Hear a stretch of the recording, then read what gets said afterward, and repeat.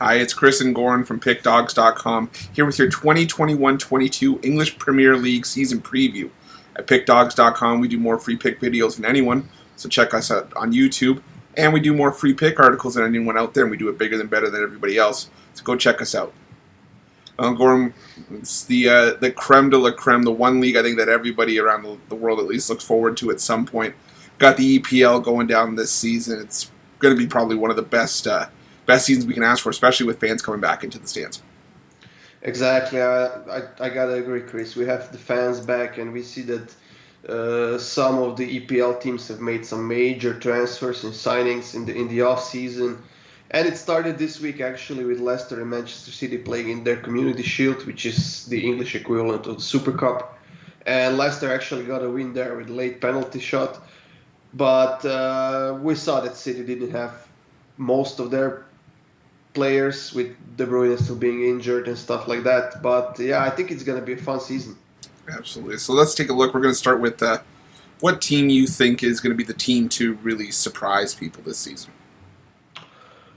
Well, maybe I wouldn't call it a surprise, but I'm taking Leeds here. You know, Leeds has been playing really, really well last season. They scored 62 goals in 38 games. Sure, their defense wasn't the greatest with 54 conceded goals, but they ended up only 3 points away from the Conference League. And I think Europe, whether that's Conference League or the Europa League, that's something they strive towards. But they have signed some good players that will certainly help them with their depth problems. And I'm not going to say problems in the attacking end, but they will bring them a little bit more consistency with the assists and maybe score those goals easier.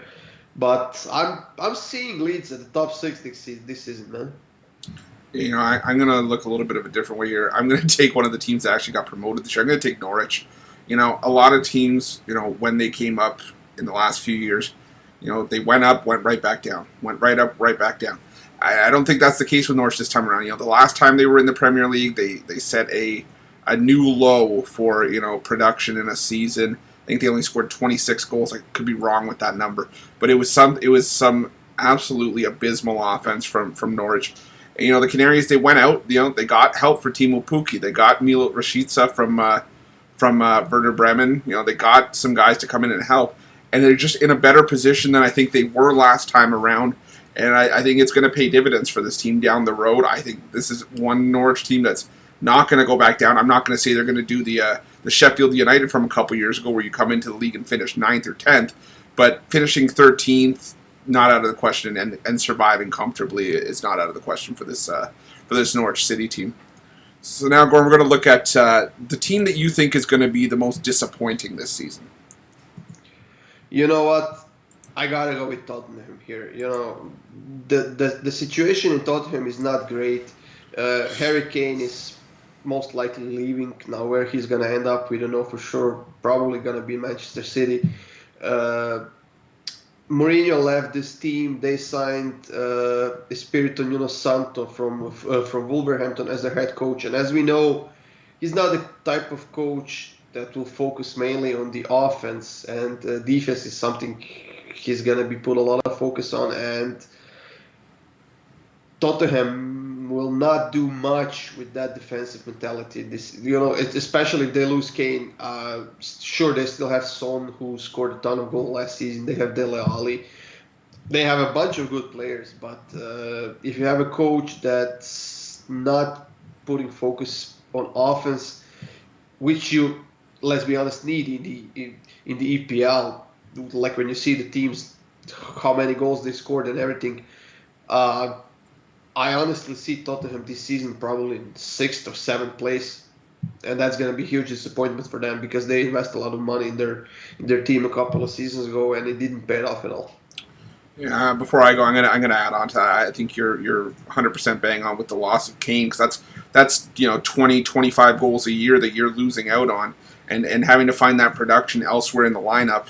You know, it's not easy, especially when it's your target man in the middle, like guys like Son and Dele Alli are trying to hit in the air. How many goals did we see Harry Kane score off of a header last year? You know, he's the big man in the middle, and when you take that away from these guys that are on the wings supplying like Son and Ali, you're going to see a dip in offensive production. I could see a bunch of games for Tottenham this year where they score one goal or maybe even get shut out.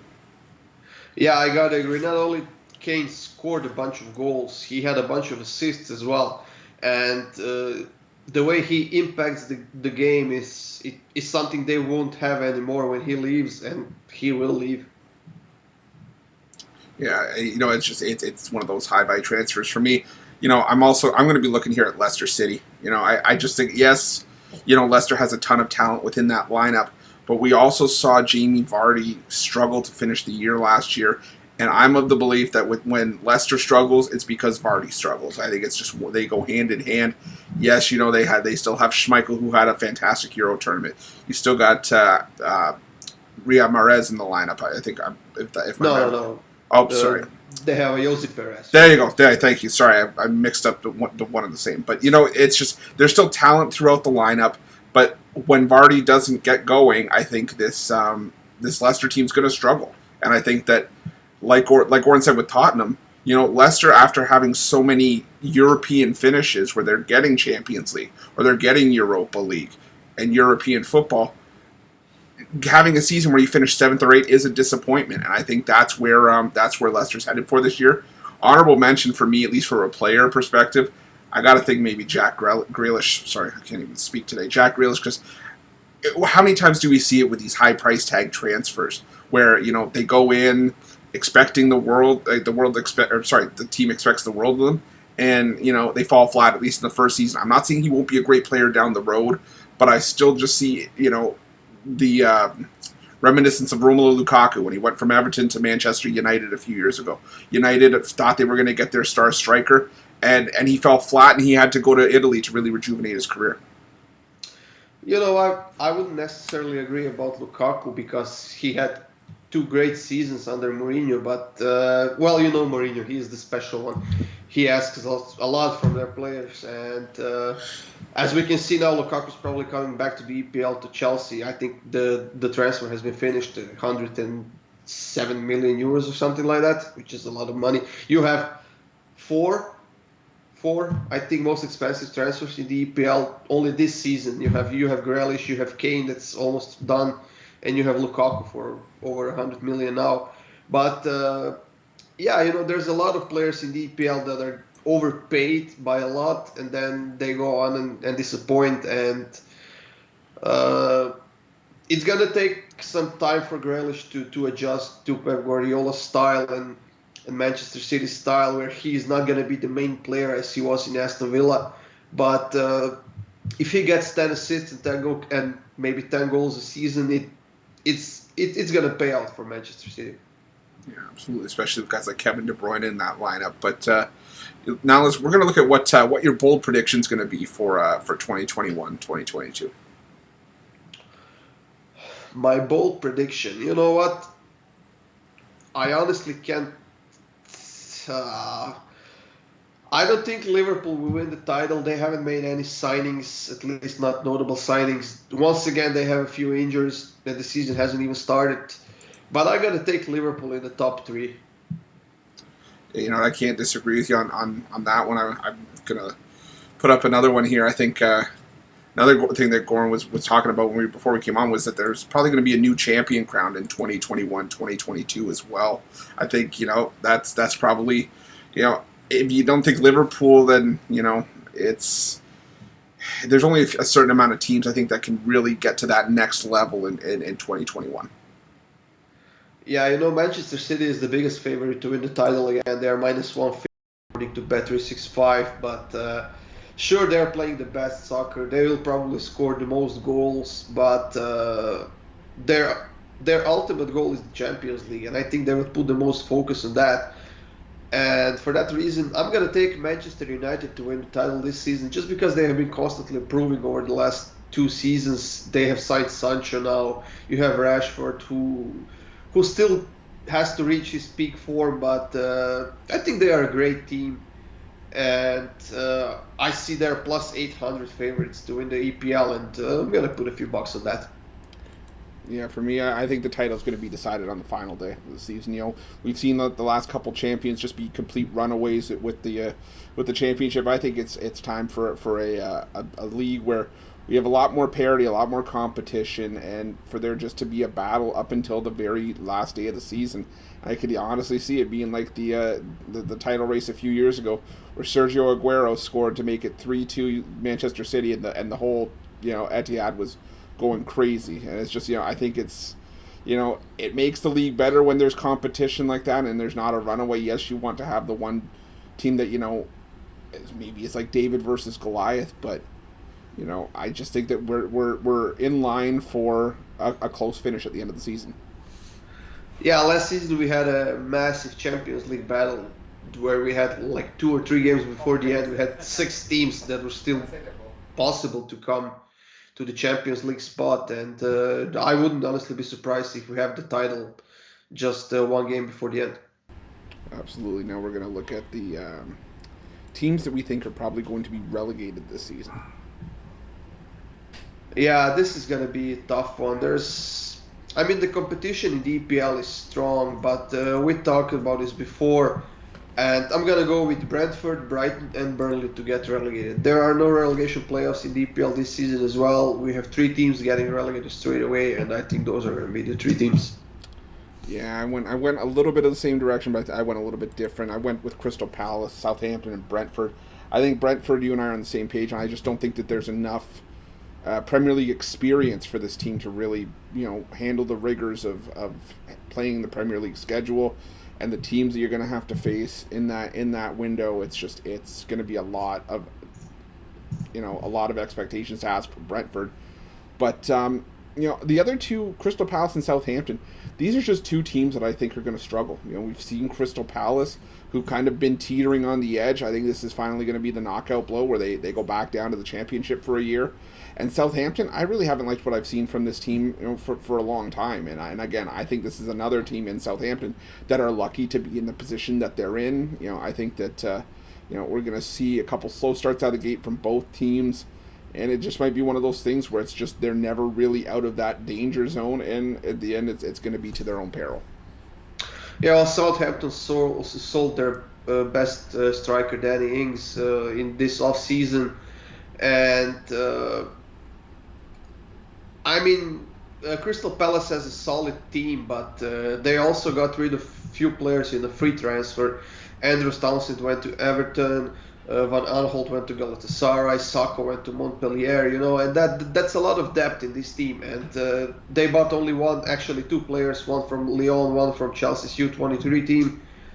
And it's going to be a tough season for them. They are kind of rebuilding their team, but if they get relegated, it's going to be exodus from Crystal Palace. They're going to sell everybody who they can sell, and they're going to go into full rebuild mode in the Champions League, in the Championship. Yeah, now we're going to move on to the deciding question of who lifts the trophy. And I know we kind of spoiled yours a little bit earlier on, but you like Manchester United to lift the trophy.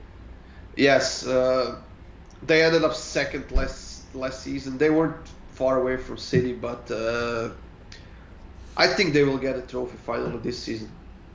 Yeah. One side of this panel's red and the other one's blue. I'm going to go with Manchester City to lift the title again. I just think this team is too good, and as much as I said Jack Grealish could be a disappointment. Is it Grealish or Grealish? I'm tired of getting this wrong. I would say Grealish. Okay, Grealish. Grealish, tomato, potato, doesn't matter. He's a fantastic player, and I think that yes, I said he could be up for most disappointing, but that doesn't mean that I don't think he's going to be a fantastic player. I just think that he might have trouble living up to the expectations that come along with a high transfer fee like the one that he's getting in the off season. And I think that this is all speculative based on making sure the move's actually fully completed.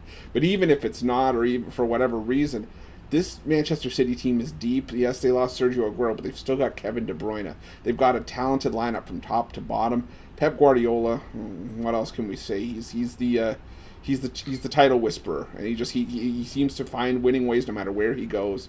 And like I said, I don't think it's going to be as much of a runaway as it was last season, but I do think that this is going to be a tough and close title race all the way to the very end. Yeah, I got to agree. I think we have an exciting season ahead of us. We have a bunch of great teams. Like we seen Chelsea winning the Champions League last season. They barely got qualified for the Champions League this season. Actually, last season through the EPL. But yeah, we have 4 or 5 fantastic teams that easily compete for the title, and it's gonna be interesting.